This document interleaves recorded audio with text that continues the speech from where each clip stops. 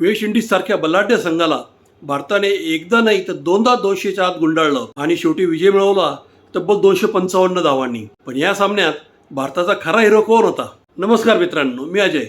आपल्या गप्पा क्रिकेटच्या अजय सोबत या कार्यक्रमात आपले स्वागत आहे. आज आपण बोलणार आहोत वेस्ट इंडिजच्या 1987-88 भारत दौऱ्यातील चौथ्या कसोटी सामन्याबद्दल. हा सामना 11 ते 15 जानेवारी 1988 दरम्यान मद्रासच्या म्हणजेच आजच्या चेन्नईतील चेपॉक मैदानावर खेळला गेला.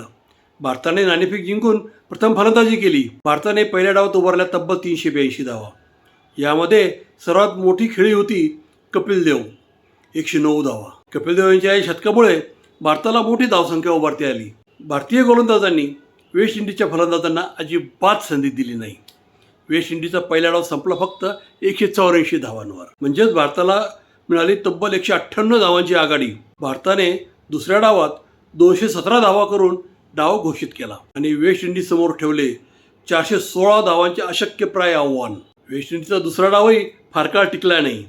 संपूर्ण संघ फक्त 160 धावातच ऑल आऊट आणि त्यासोबतच भारताचा दणदणीत विजय. भारत विजयी तब्बल 255 धावांनी.